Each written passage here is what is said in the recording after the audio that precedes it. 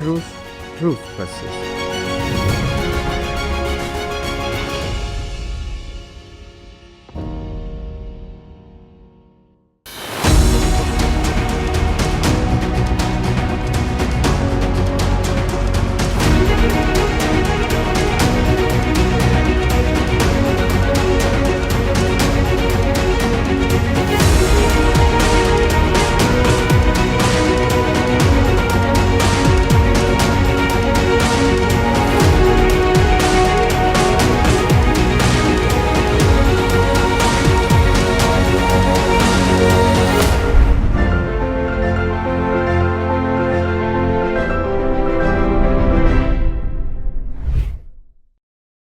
Amid rising global uncertainties and deepening regional tensions, the world needs the IPU more than ever before. And I think that creates a forum of trust and understanding.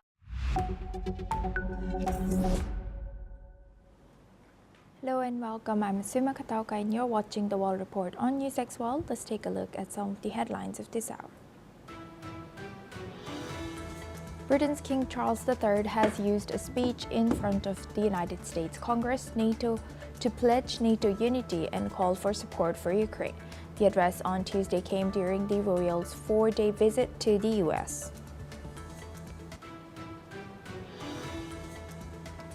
President Donald Trump has hit out at Germany's Friedrich Merz over the Chancellor's criticism of the United States-Israel war on Iran, stressing that the conflict was necessary.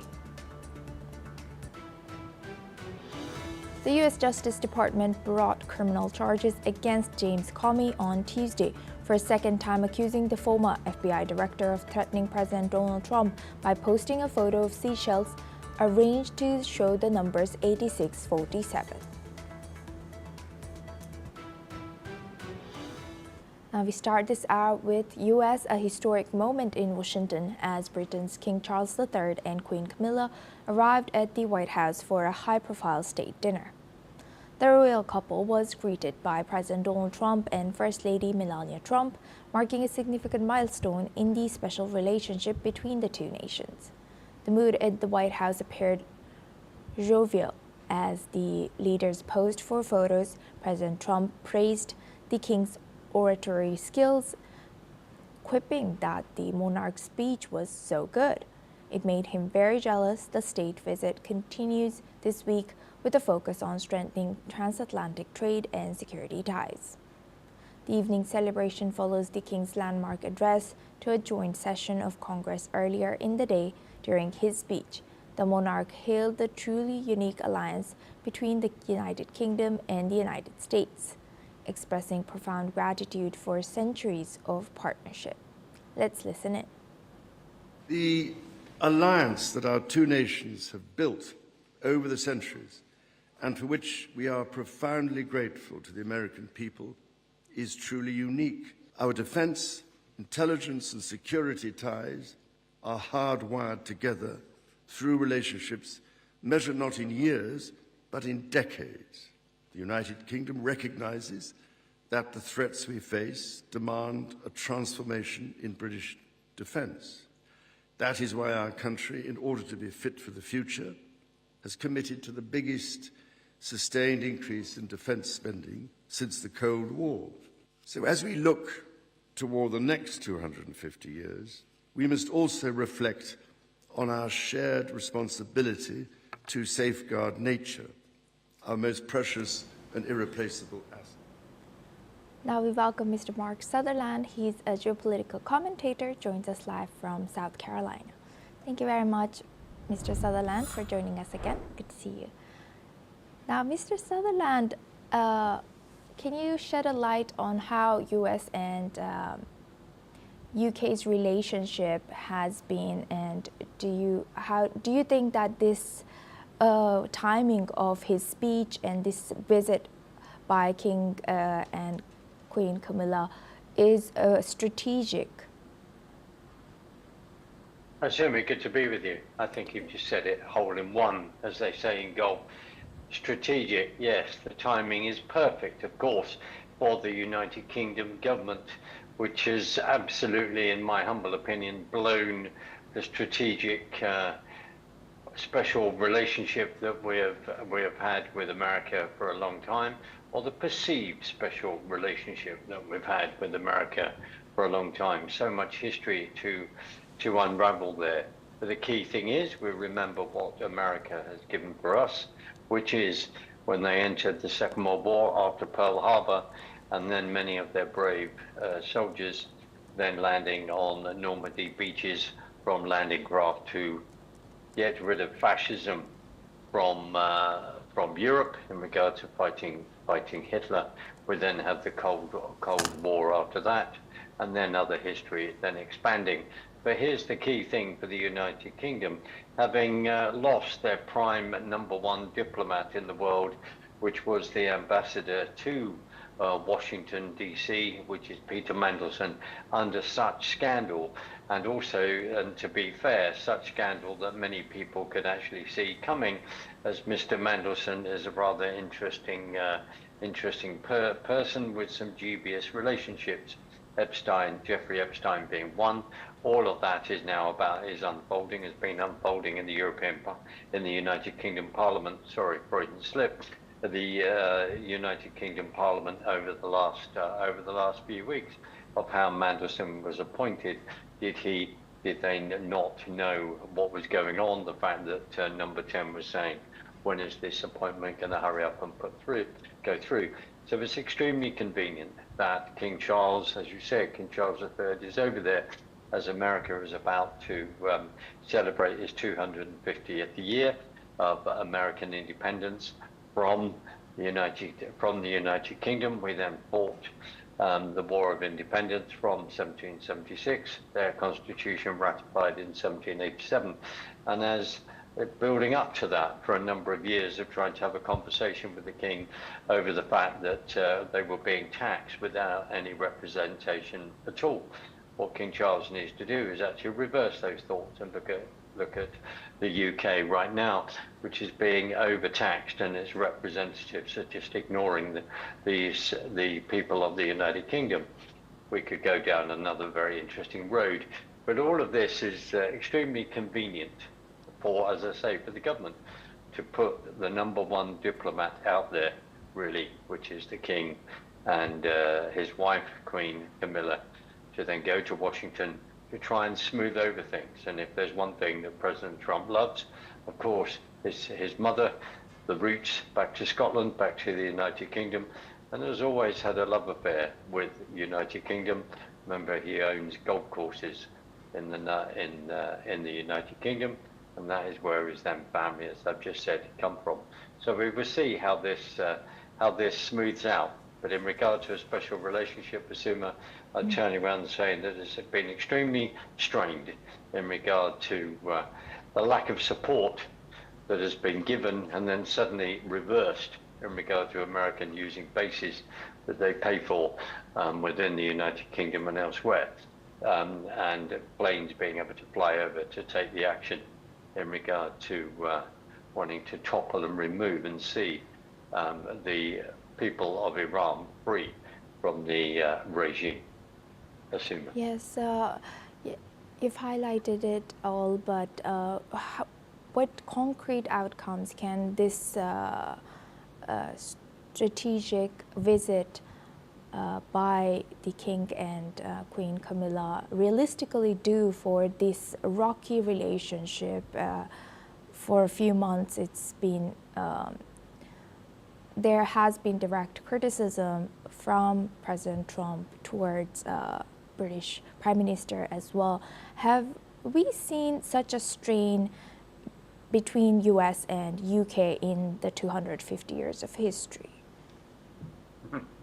I'm sure just after the independence, just after the Constitution being ratified in 1787, and then remember the Biafran Wars, and just before that, another attempt by the United Kingdom, by the British Empire, to undermine the new country, the independent country of America. That is history. But coming right up to date, I don't think the special relationship has been so strained in the way it has, because of the fact that the President of the United States has not been very happy with Prime Minister Starmer.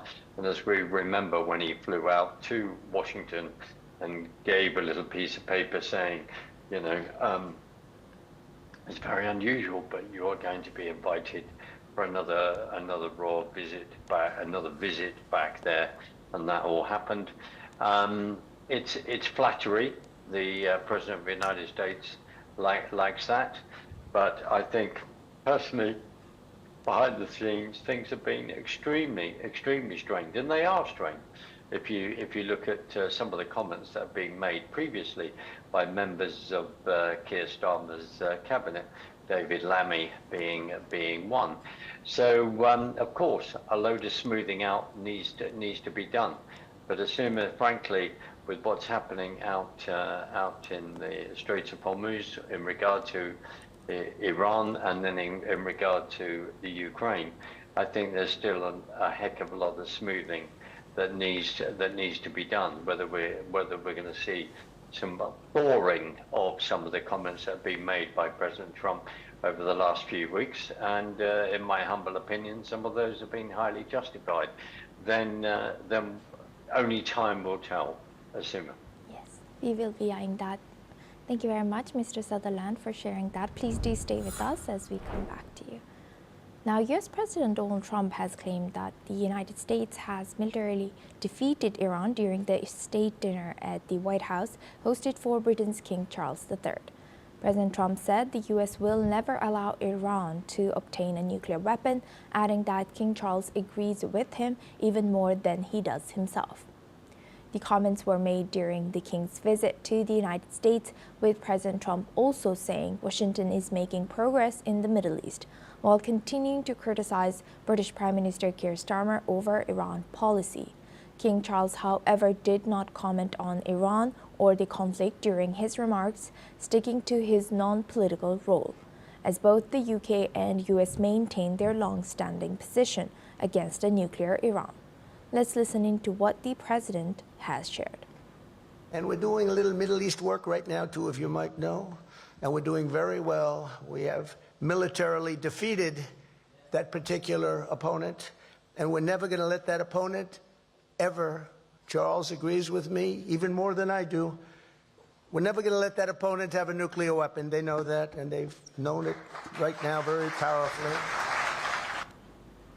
Now we welcome back Mr. Mark Sutherland. He's a geopolitical commentator, joins us live from South Carolina. Thank you very much, Mr. Sutherland, for staying with us. Now, although, of course, President Trump, as usual, made such remarks, very bold, and but King Charles restrained from doing the same. How do you think that this was this also calculated, that he would not, defend Prime Minister Starmer or take any sides? And how is these kind of historical symbolism still being used as diplomatic tool? And how does it still carry weight in shaping the modern transatlantic relation? Well, at the recent state banquet that King Charles oversaw, that President Trump, First Lady Melania Trump were there, when there's comments along the line that Charles had said in previous, sorry, I'm referring to the wrong banquet, but when he had Macron over and he's talking about irregular migration. These are real issues. There are things that he'll say to the British public that he then say slightly different and couch that within where he's now making his speech now. President Trump has said for many, many years that Iran should not have a nuclear weapon. He's also made comments when he was a lot younger and nowhere near political office, when he's referring to the fact that after the regime came to power in 1979 of the Red-Green Axis, and turning around and saying in regard to the hostages that were taken, that America should have dealt with the regime there, and instead of basically being embarrassed by the hostages that were taken. Again, a lot of history, But President Trump has been consistent in saying Iran must not have a nuclear weapon. Then he's looking at the JPOAC and the negotiations by the Obama regime with Iran. And as I've said here, you cannot negotiate with these people. They have to understand strength, and military threats is what is needed to then get them to the table, as much as their chairmen say their redefined victory, e.g. they are trying to outlast the President Trump and his present administration. But in regard to relationships with the UK, of course, that's why King Charles is over there.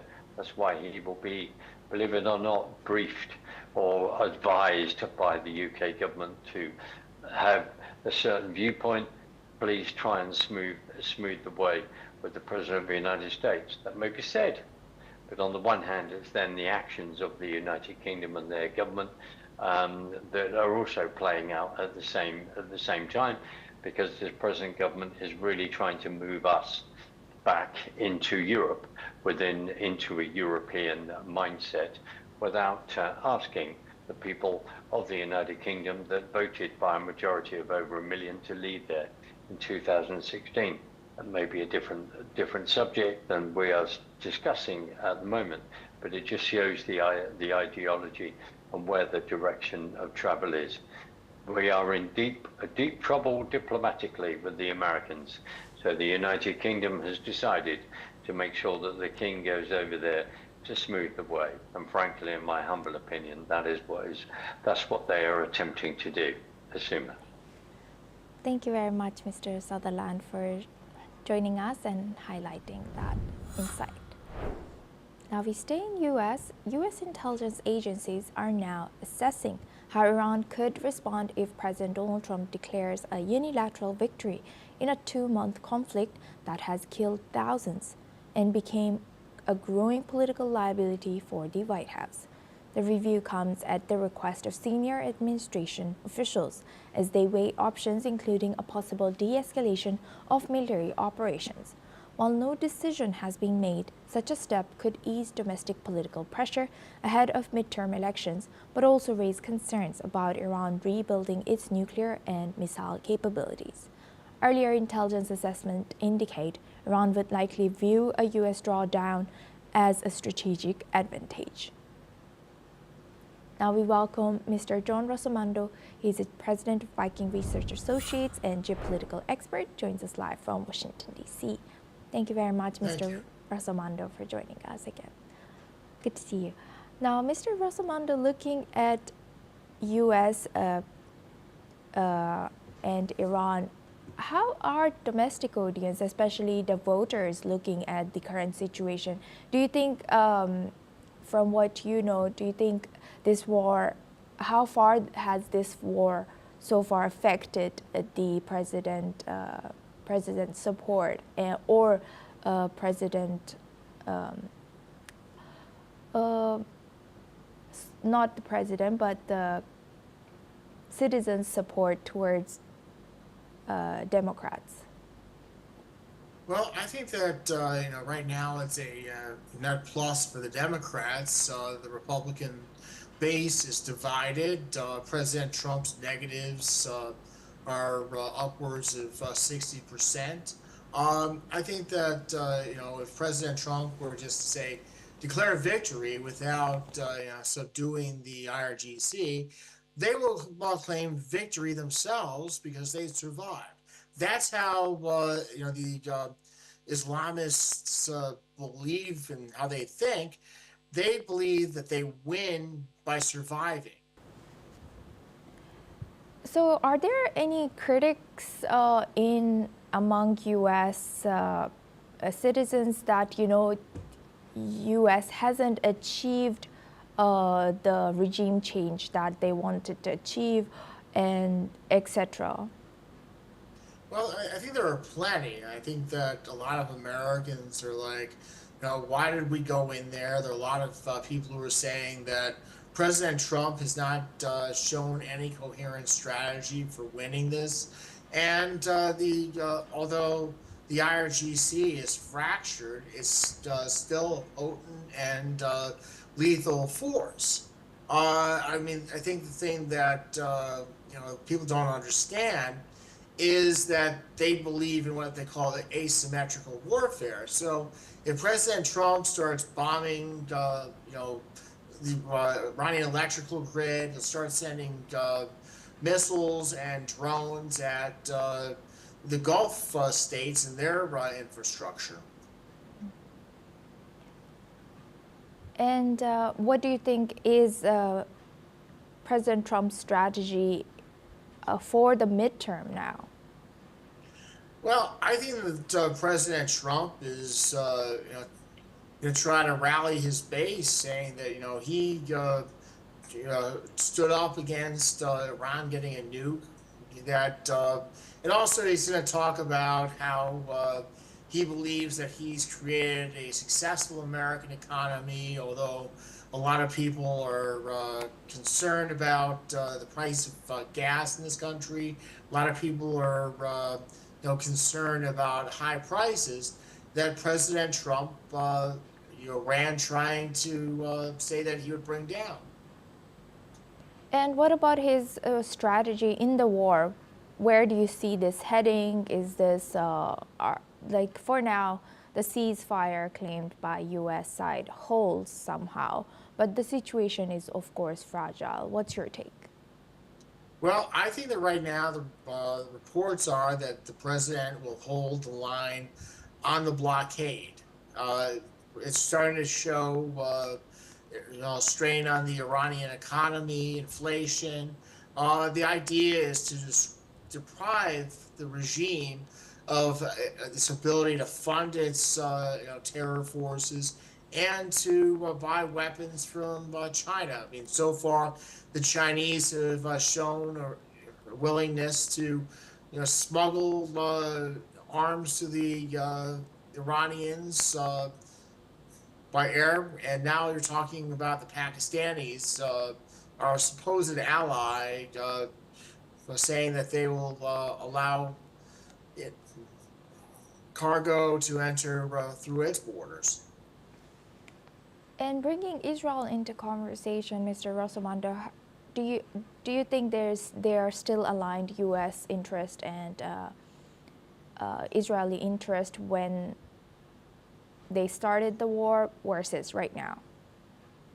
Well, I think that the Israelis are anxious to resume the bombing campaign and to keep pressure on the IRGC.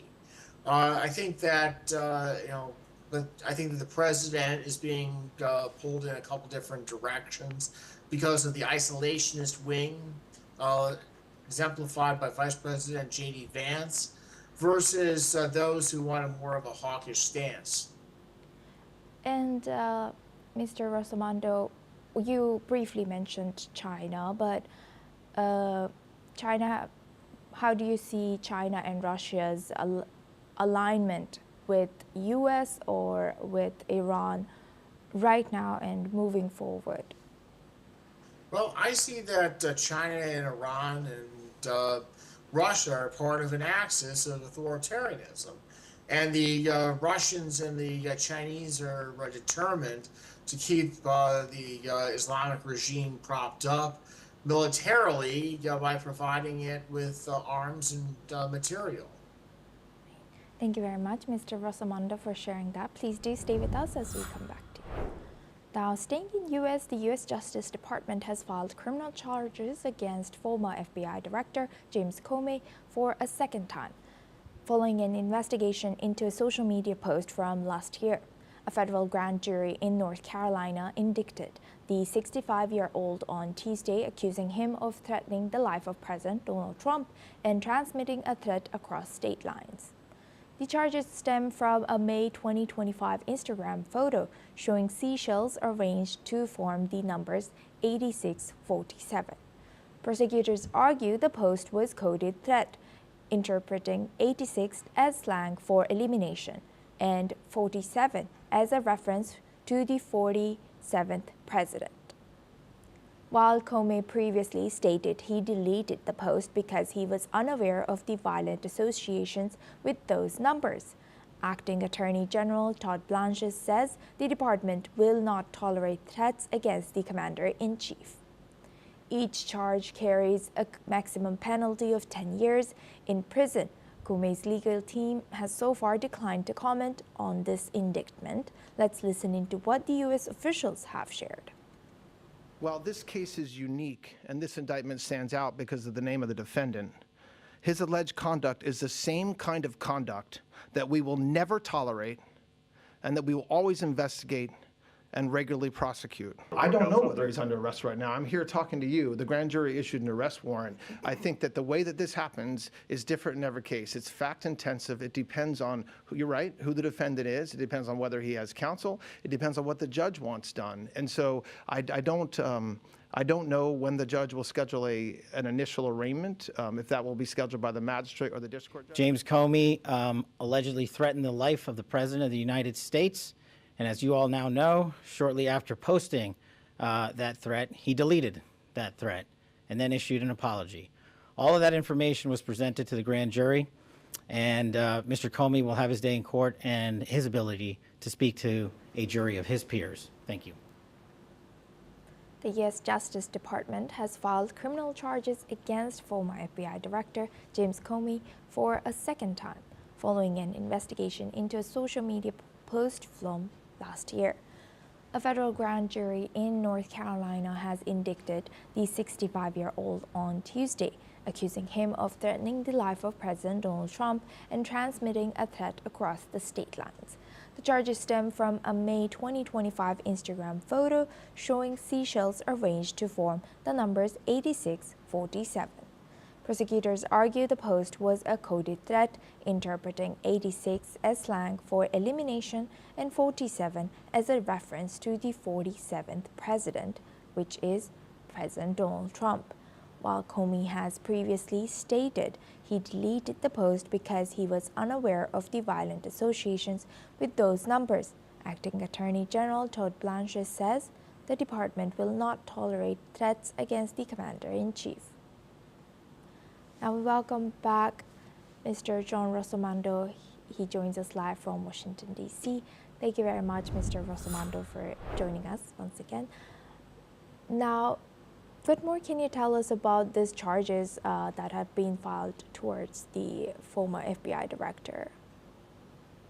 Well, the former FBI director allegedly said 8647, which is a veiled taken by some as a veiled call for the assassination of the President of the United States.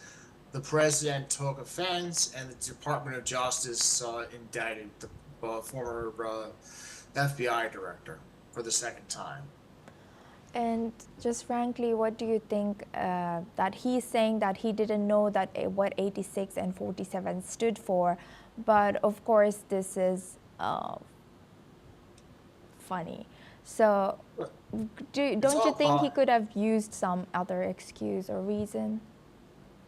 No, he could have. I mean, everything here is politics. I think that, at the end of the day, it's going to be up for a federal judge and a jury to decide criminal intent. Did Mr. Comey have a criminal intent when he put 8647? I mean, it could be like, I don't want him as president, get rid of his administration, or something like that. I mean, I know people were talking about 8646 when Biden was president, but they weren't talking about murdering him. So I think that there's a lot of leeway, and this is not an open and closed case for the administration. With that, I'd like to thank Mr. Rossomando for joining us today and sharing that insight throughout our news. Thank you very much. Now that's all we have time for. Keep watching NewsX World for more news updates from around the world.